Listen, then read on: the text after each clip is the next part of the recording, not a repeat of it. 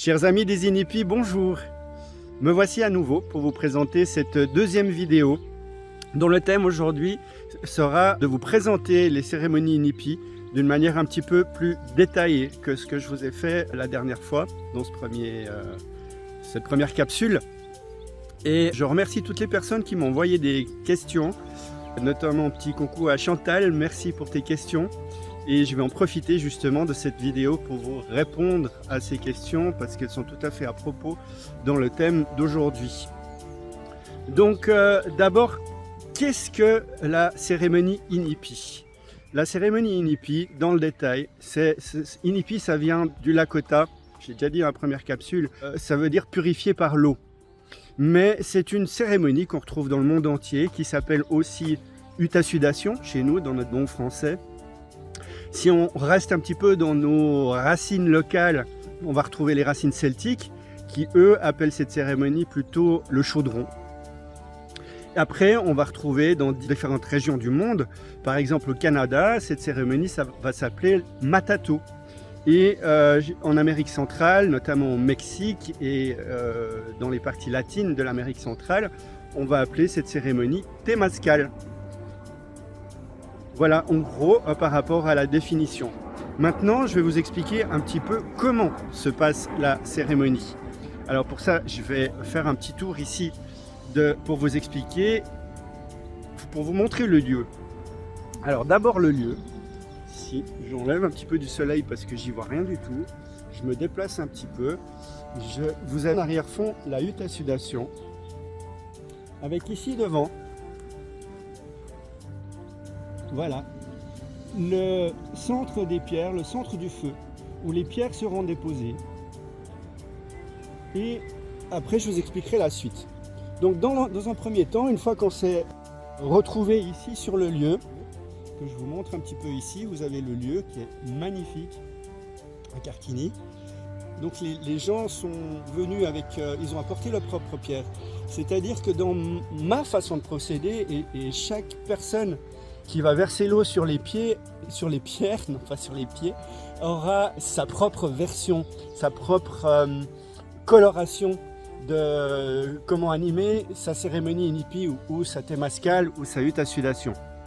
Donc la personne qui va venir ici, dès le moment où elle s'est inscrite, elle est déjà en train de préparer sa cérémonie. Elle est déjà en train de rentrer dans le thème de la cérémonie Inipi, qui sera le travail de sa purification. Purification de quoi?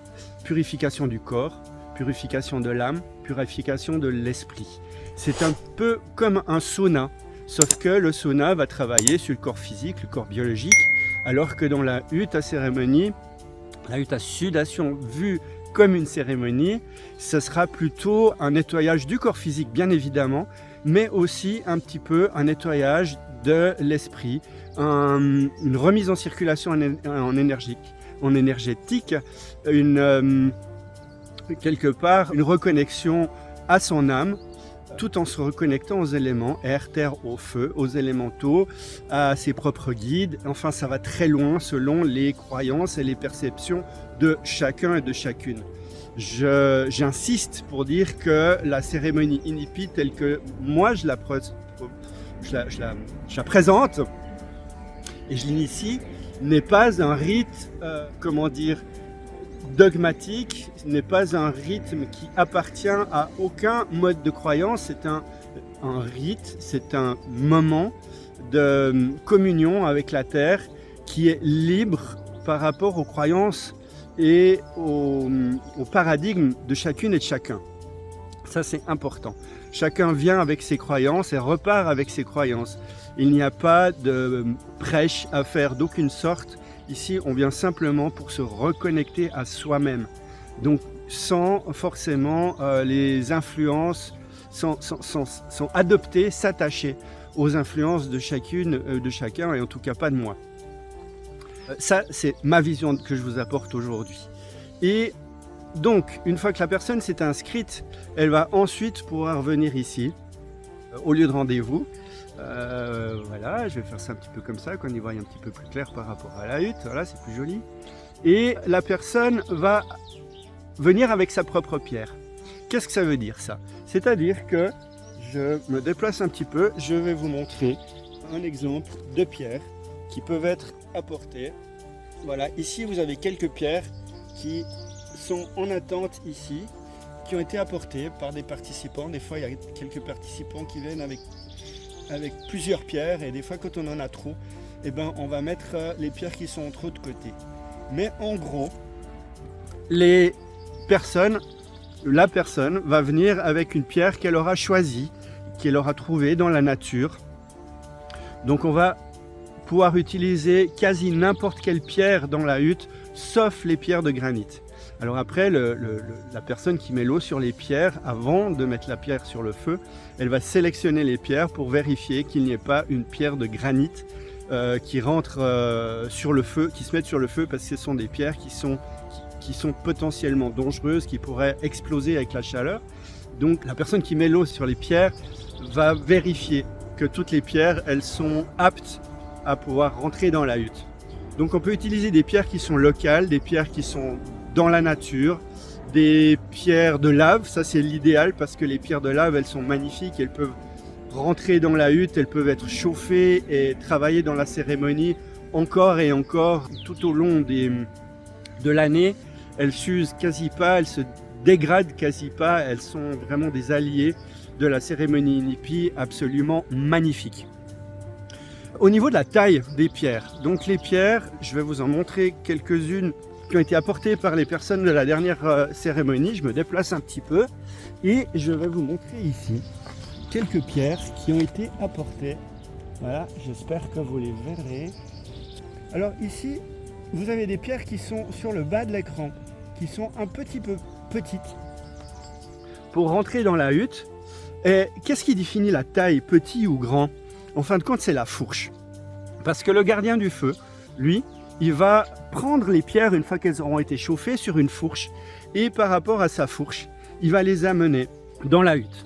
Donc si on prend le feu qui est ici, enfin le feu, les pierres, voilà, j'ai essayé de faire ça comme ça, que vous y voyez quelque chose de loin. Vous avez ici le centre du feu, où les pierres seront déposées, le feu sera allumé, et puis on va les amener dans la hutte. Et bien justement, qui c'est qui les amène dans la hutte? Voilà, vous voyez qu'au centre de la hutte, il y a les pierres qui ont été déposées de la dernière cérémonie. Et qui c'est qui amène ces pierres? Ben, c'est le gardien du feu, au moyen d'une fourche. Et cette fourche, elle a quatre barres, 4 tiges, je ne sais pas comment on dit ça, 4 fourches. Et les pierres vont être posées dessus. Donc si les pierres sont trop petites, si elles passent entre les mailles de la fourche, eh bien elles tomberont, donc le gardien du feu ne pourra pas les prendre. Donc il faut qu'elles aient une taille suffisante pour pouvoir tenir sur la fourche. Et si elles sont trop grandes, ces pierres, eh bien le gardien du feu va se péter le dos pour ramener ces pierres depuis le centre du feu jusque dans la hutte. Donc c'est une taille qui est plus ou moins raisonnable. Moi sur les confirmations, sur les inscriptions sur les descriptions de comment se préparer avant la cérémonie Inipi, je propose aux gens de choisir une pierre qui sera plutôt de la taille d'un melon, plutôt que d'une pastèque, et plutôt que d'une balle de tennis. Le melon, c'est une bonne taille, c'est pas trop grand, pas trop petit, et ça tient bien sur la fourche. Ensuite, comment est-ce que je vais la choisir si je suis dans le champ et que dans un champ, alors n'allez pas prendre une pierre dans une propriété privée. D'abord, il y a un respect par rapport à la pierre, donc on va la prendre. Si vous voyez que dans un champ ou quelque part, il y a un tas de pierres ou il y a une pierre isolée qui ne souffrira pas du lieu, qui reste dans le respect du lieu, de l'enlever, à ce moment-là, vous pouvez la choisir si elle vous parle et puis vous pouvez la ramener. Et quand vous venez ici, sur le lieu de la hutte, nous allons déposer sur le bord du feu. Donc ici, si j'en reviens au feu, je prends un petit peu de recul, et bien sur le côté, un petit peu sur le côté de la hutte, nous allons déposer ces pierres et puis nous allons démarrer. Une fois que tout le monde est arrivé, nous allons démarrer la mise en place des pierres. Et avant de mettre les pierres en place sur le feu, sur le centre du feu, nous allons présenter ces pierres aux 6 directions. Donc là, la cérémonie va commencer et l'intention de cette présentation aussi direction, ça va être déjà de rentrer dans l'introspection de la cérémonie, de se recentrer sur soi-même et de se connecter autant que nous connectons maintenant les pierres qui vont aller sur le feu aux 6 directions, nord, sud, est, ouest, le ciel et la terre.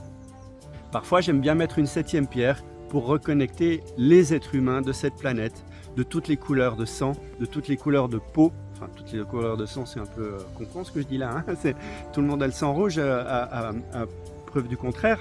Donc, de toutes les couleurs de peau, de toutes les ethnies, de toutes les régions du monde, j'aime bien mettre cette 7e pierre pour que nous soyons un les uns avec les autres, d'où que nous venions, dans nos modes de croyance, nos modes de pensée et géographiquement, ou quelles que soient nos racines et notre culture. Je profite de répondre à la première question de Chantal, sauf erreur, c'est combien est-ce qu'on met de pierres sur le feu?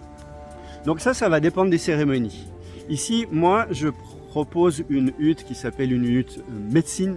Donc je vais utiliser un nombre de pierres qui va varier en règle générale entre 28 pierres, 4 x 7, ou 36 pierres, 4 x 9, ou plus selon la température du moment.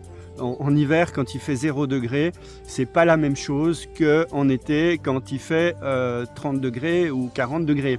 Donc on va pas mettre le même nombre de pierres. On va s'adapter pour qu'à l'intérieur, on ait suffisamment chaud en hiver et que l'été, on ne soit pas en train de se cramer par une surchauffe due à un surnombre de pierres. Voilà, ça répond par rapport au nombre de pierres. Donc une fois qu'elles sont toutes mises sur le feu, qui est ici, nous allons recouvrir les pierres de bois, puis nous allons les allumer.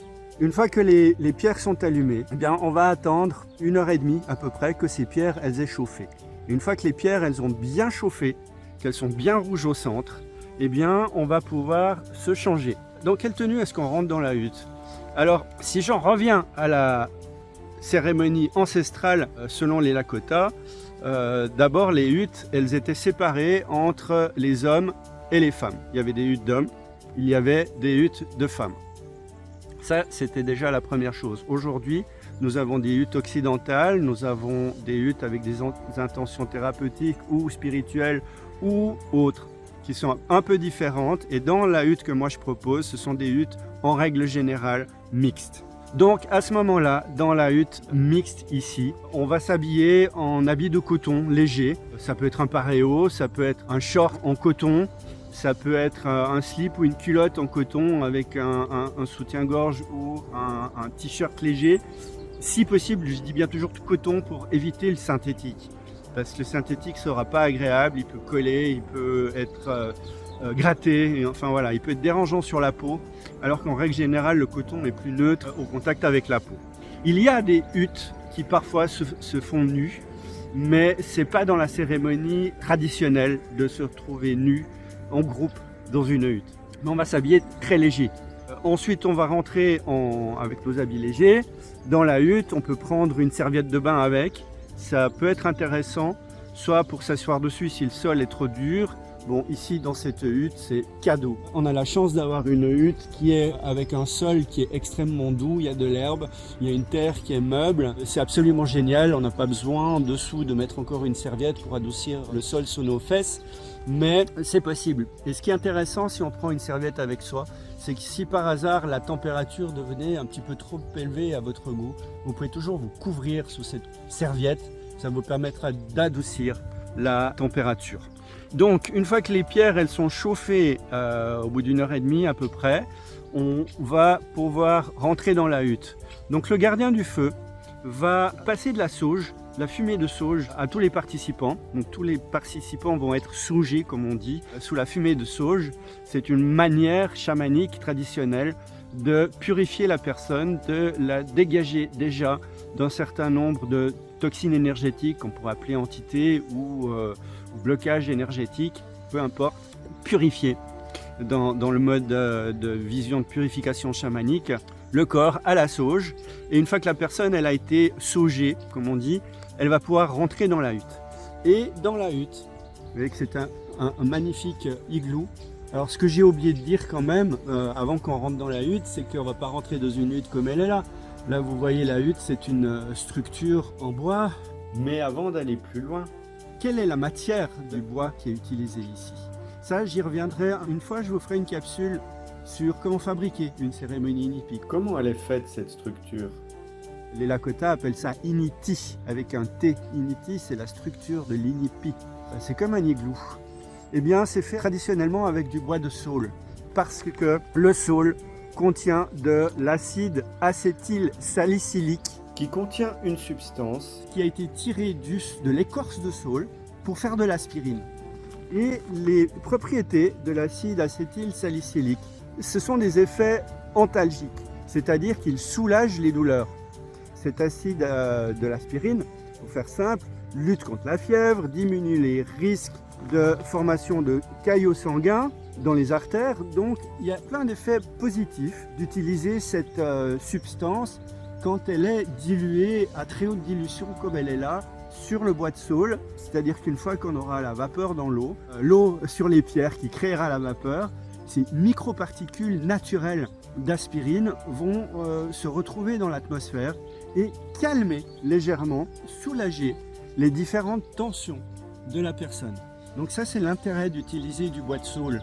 Après, quand on utilise d'autres bois, comme ici, il y a un mélange de bois de saule, de bois de noisetier et de bambou. Et bien évidemment que le boistier de bambou, il est utilisé pour ses propriétés élastiques, mais pas pour ses propriétés, pas forcément, en tout cas dans un premier temps, dans ses propriétés thérapeutiques, contrairement au bois de saule. Donc là, ça répond par rapport à pourquoi est-ce qu'on utilise du bois de saule quand on a le choix. Maintenant, je reviens à la cérémonie inipi, où avant de faire la cérémonie des pierres, on ira mettre des couvertures sur cette hutte. Donc moi, je vais utiliser des couvertures en laine ou des couvertures en coton pour couvrir cette hutte. Je vous présenterai une petite photo de la hutte avec sa couverture finale. Donc j'utilise des couvertures en laine, des couvertures militaires que j'ai recyclées. Et je trouve pas mal l'idée de recycler une énergie qui a été fabriquée pour l'armée et de la transmuter en une énergie qui peut être ensuite utilisée pour la paix à l'intérieur de soi et finalement autour de soi. Et une fois que les couvertures ont été posées, j'ai une quarantaine de couvertures à poser sur cette hutte, je vais mettre encore une bâche en coton par-dessus. Vous verrez la hutte, elle sera celle que j'utilise, elle a une magnifique couverture blanche qui a été faite par mes amis Olivier qui nous a quittés et je paix à son âme, et Mina. Et c'est une magnifique enfant, Léo et Jolane, que je salue, petit clin d'œil à eux, que j'aime beaucoup, qui en passant nous ont fabriqué, nous ont mis à disposition pour l'instant cette magnifique toile que nous utilisons ici, en attendant d'avoir une toile un petit peu plus grande, un peu plus confortable sur ce lieu. Voilà, petit clin d'œil à eux. Maintenant, une fois que la bâche elle aura été posée, eh bien, on va laisser la porte qui est ici devant ouverte. Et une fois que les pierres elles sont chaudes, on va pouvoir rentrer dans la hutte. Ça y est, on y arrive. Une fois qu'on est rentré dans cette hutte, on va pouvoir aller s'asseoir dedans. Et on rentre dans le sens des aiguilles d'une montre. En règle générale, dans la hutte que moi je propose ici, qui a été initiée par les Lakota, qui sont un peuple d'Amérique du Nord, et moi aussi je suis dans l'hémisphère nord de cette planète, donc je vais utiliser les énergies qui tournent dans le sens du soleil, c'est-à-dire dans le sens des aiguilles d'une montre. Donc aussi bien les couvertures vont être posées dans le sens des aiguilles d'une montre, et ça commence même à la fabrication de cette magnifique structure qui va être fabriquée dans le sens des aiguilles d'une montre. Mais ça, j'en reviendrai dans une autre capsule.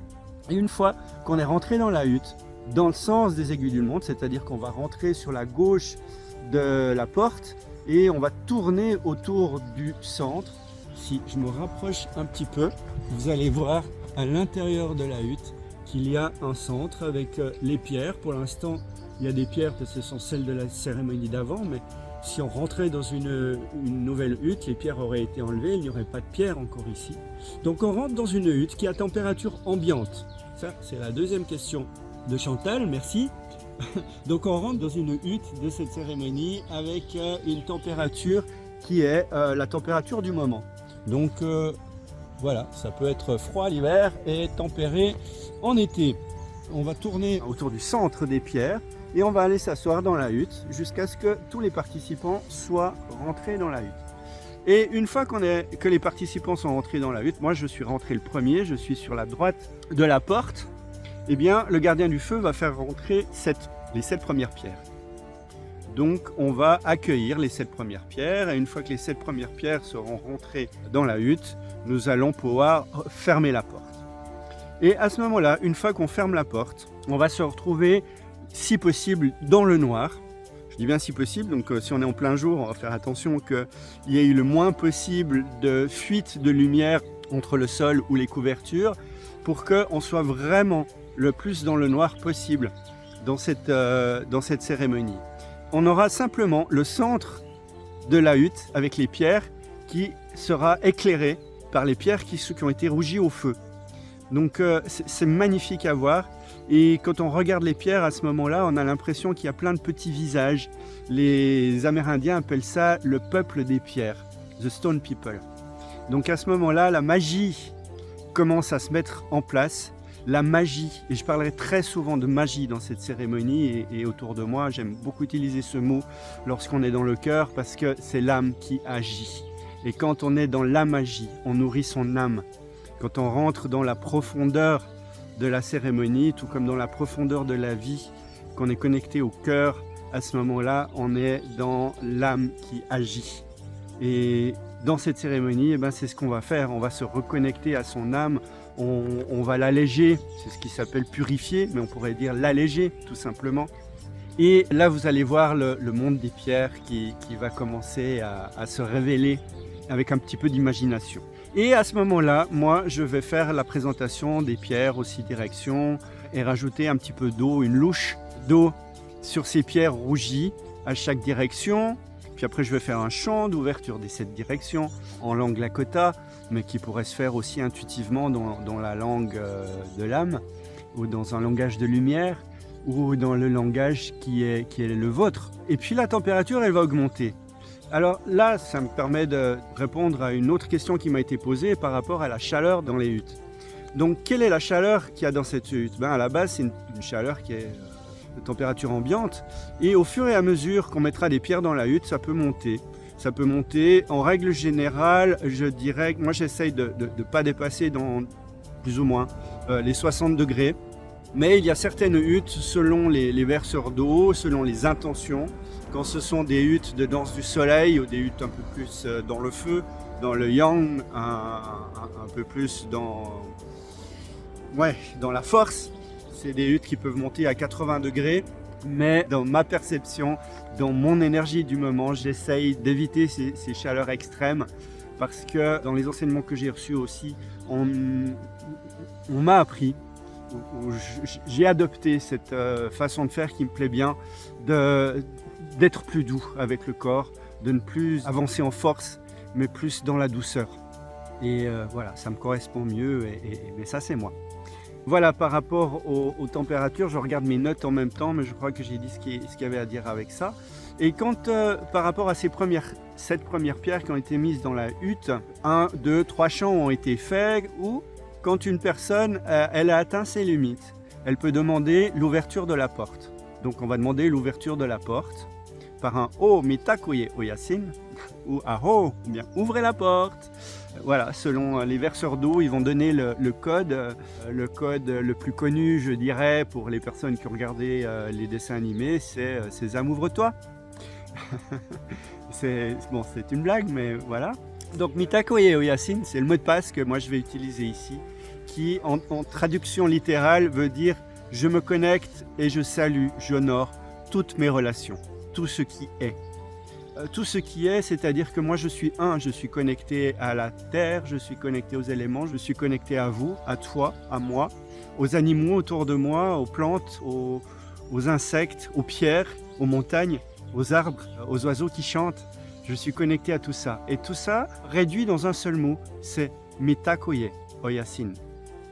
Donc on va ouvrir la porte par une marque de respect pour dire je suis relié à tout le monde est relié à moi, je suis un avec la source, avec l'unité, avec l'univers, avec qui vous voulez. Vous pouvez y mettre vos mots à vous, il y en a qui parlent de Dieu, il y en a qui parlent d'Allah, il y en a qui parlent de Donc chacun va avec ses croyances, sans jugement. Et c'est ok. Quand on parle de Mitako et Oyasin, ça englobe tout ça, tout simplement. Et la porte va s'ouvrir. Donc voilà, pendant ce temps-là, vous voyez que la température avec cette pierre, elle n'aura pas augmenté de ouf. Ce ne sera pas énormément chaud pour les personnes qui ont peur que ce soit trop chaud. Ça n'a rien à comparer à un sauna. Un sauna, vous rentrez dans un local qui est fermé en bois avec une température qui est déjà posée à 60, 70, 80, 90, 60, 70, 80, 90 degrés. Et bien ici c'est différent. Là, à la fin de ce tour, on ouvre la porte et la température va redescendre à température quasi ambiante. Et à ce moment-là, le gardien du feu va pouvoir rapporter à nouveau dans la hutte cette pierre ou plus selon les volontés du verseur d'eau. Et puis ensuite, une fois que ces pierres sont à nouveau rentrées dans la hutte, on va refermer la porte et on va remettre de l'eau sur les pierres, on va de nouveau faire un champ et je vais mettre aussi des différentes herbes aromatiques sur les pierres. Alors les herbes aromatiques, elles peuvent être de différentes natures selon le verseur d'eau, selon la localisation géographique de la hutte. Ça peut être de la lavande, je peux utiliser de la sauge blanche ou de la sauge qu'on trouve dans nos champs, dans nos jardins. La sauge alimentaire, pourquoi pas. Je vais pouvoir utiliser du thym, du romarin. Je vais pouvoir utiliser des fleurs. Je vais pouvoir utiliser du copal, qui est de la résine de certains arbres, différentes essences qui vont pouvoir être posées sur ces pierres. Et le vecteur commun, c'est toujours de l'eau. Donc je vais mettre une louche d'eau pour que ces essences, les propriétés médicinales ou aromatiques de ces différentes substances naturelles puissent se répandre dans la hutte. Et en se répandant dans la hutte, elles vont s'imprégner dans vos pores, elles vont permettre à vos pores de se nettoyer, mais vous allez les respirer aussi, donc ça va permettre à votre système pulmonaire de se nettoyer. Et là, c'est un clin d'œil, cette explication aux personnes qui ont des rhumes des foins, qui ont de l'asthme, qui ont de la claustrophobie, des sentiments d'étouffement dans des lieux fermés. Eh bien, cette hutte est absolument magnifique pour aller travailler ces différentes problématiques parce que, ben voilà, toutes ces magnifiques substances, y compris la vapeur, va aller comme un baume réparateur travailler toute la sphère respiratoire.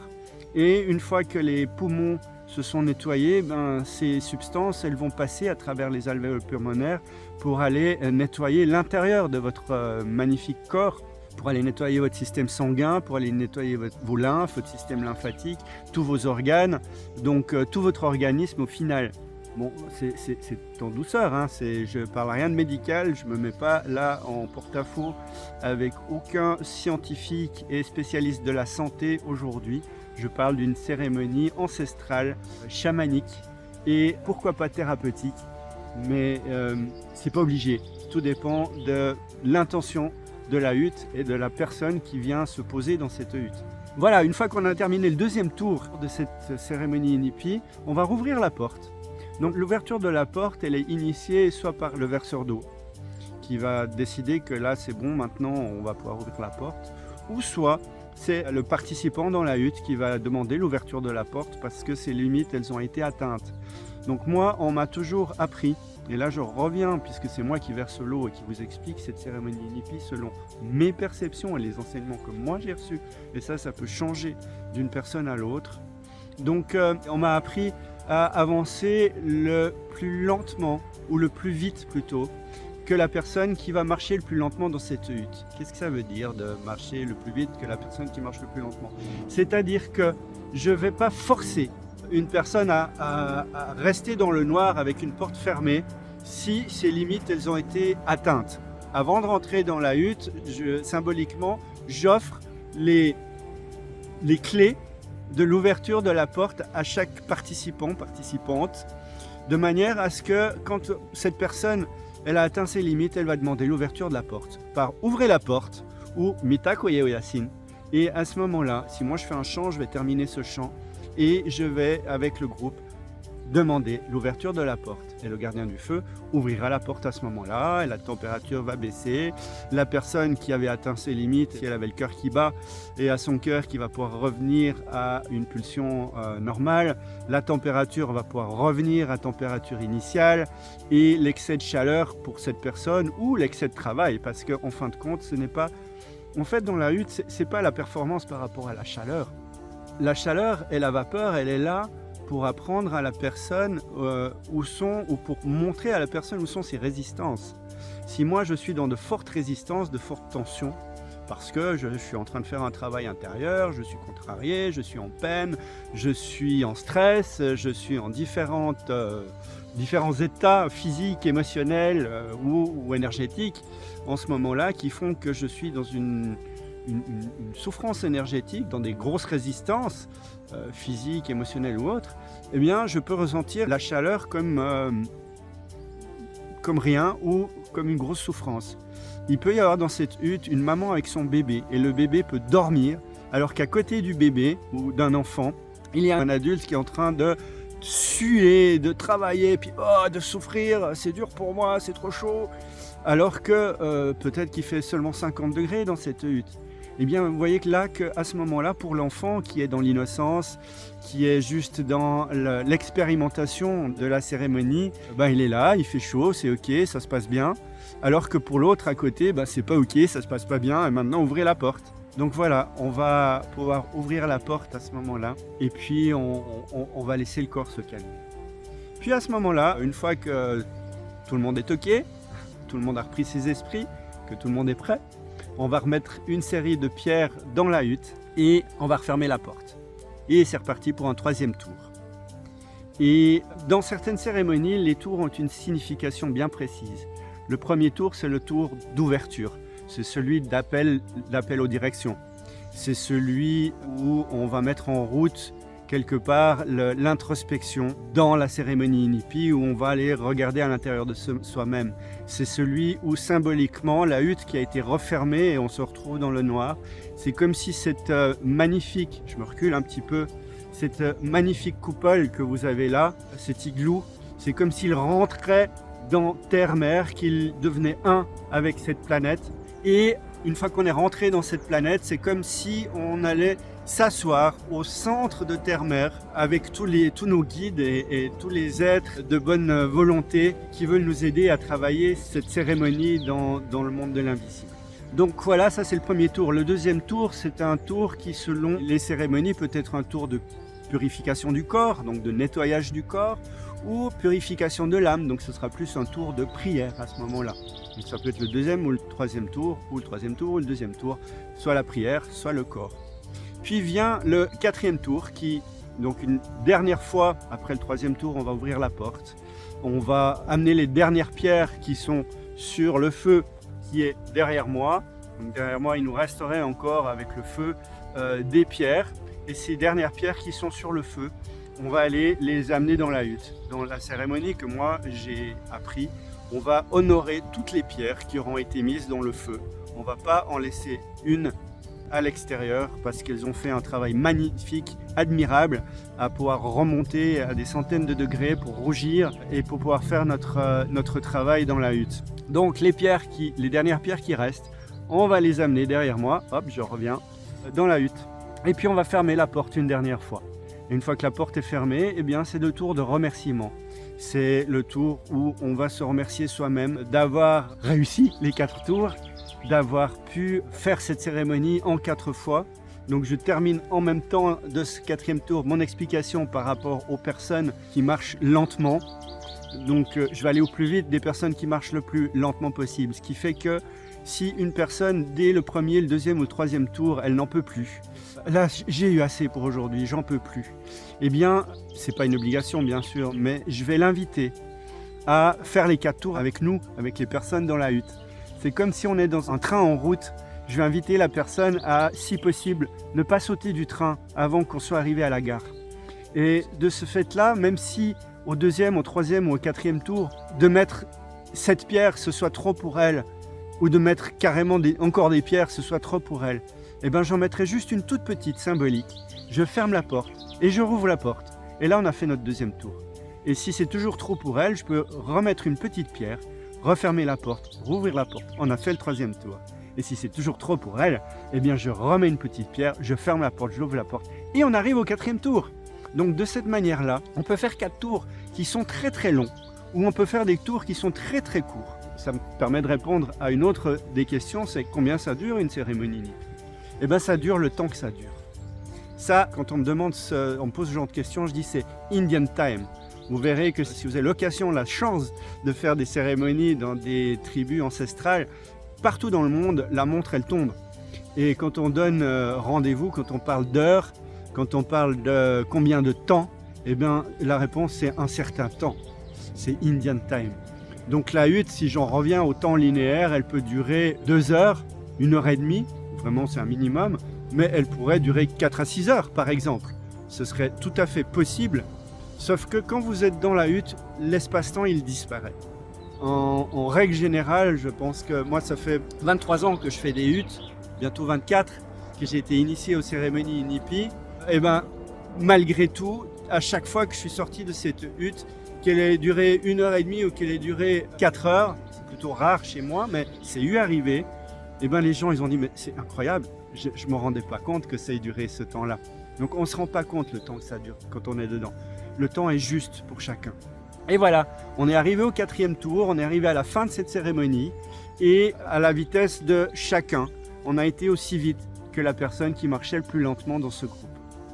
Et voilà, une fois que le 4e tour est terminé, on ouvre la porte. Alors si j'ai fait une cérémonie où malheureusement ou heureusement, enfin c'est comme ça, j'ai dû mettre qu'une seule pierre dans les 2, 3 et 4e tours, à ce moment-là il me reste encore des pierres sur le feu. Mais la cérémonie est terminée, ça veut dire que les gens qui veulent peuvent sortir de la hutte et les personnes qui aimeraient honorer les pierres qui sont restées sur le feu avec moi vont pouvoir rester dans la hutte.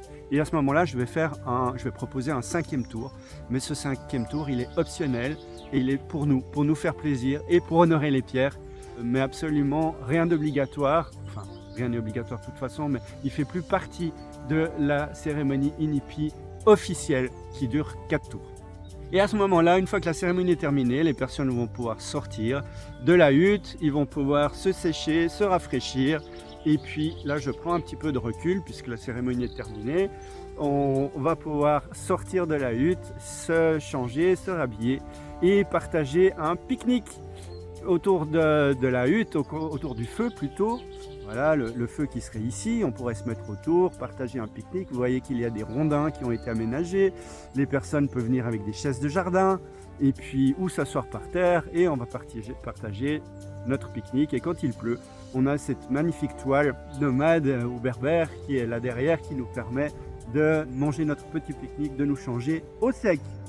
Et voilà, ensuite on va enlever les couvertures qui étaient sur la hutte, les remettre au chaud et au sec pour la prochaine cérémonie. Et la cérémonie est terminée. Voilà, c'était une vidéo qui était beaucoup plus longue que celle que j'avais prévue. Mais je vais encore juste regarder si j'ai encore des questions. On a parlé de la température, on a parlé de la durée, on a parlé de la tenue et on n'a pas parlé de la météo. Par quelle météo est-ce qu'on peut faire une cérémonie NIPI? Eh bien, la cérémonie NIPI, elle peut être faite ici, à Cartigny, par n'importe quelle météo. Dans toutes ces années de cérémonie, j'en ai fait tout au long de l'année. Il m'est arrivé pendant très longtemps de faire des cérémonies NIPI, même le 31 décembre. Petit clin d'œil à Émilie, qui adore mes huttes du 31 décembre et je suis désolé parce que pour l'instant les conditions du lieu n'étaient pas idéales, optimales, il n'y avait pas la toile berbère, il n'y avait pas encore l'infrastructure suffisante pour pouvoir faire une cérémonie de NIPI un 31 décembre parce qu'il faut s'imaginer qu'on peut faire cette cérémonie par n'importe quel temps.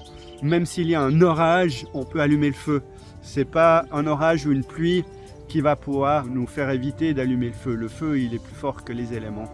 Il sait fonctionner même par n'importe quel temps. Mais en hiver, quand il neige, quand il fait des températures en dessous de 0, il faut quand même un certain cadre. Et n'ayant plus ce cadre ici dans ce nouveau lieu pour l'instant, je ne me suis pas aventuré à proposer des huttes quand les températures elles sont trop fraîches. Mais ça peut se faire aussi. Donc la météo n'est pas un problème. Même en temps de canicule, ce n'est pas un problème.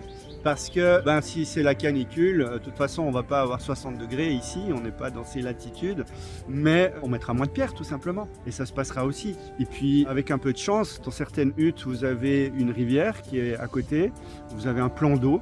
Ici on a la chance d'avoir un magnifique jet d'eau, un robinet avec un tuyau, donc on peut se doucher après la cérémonie et se rafraîchir et se rincer si on le souhaite. Voilà, je pense avoir répondu, je regarde encore une dernière fois mes notes, je pense avoir répondu au mieux à toutes les questions.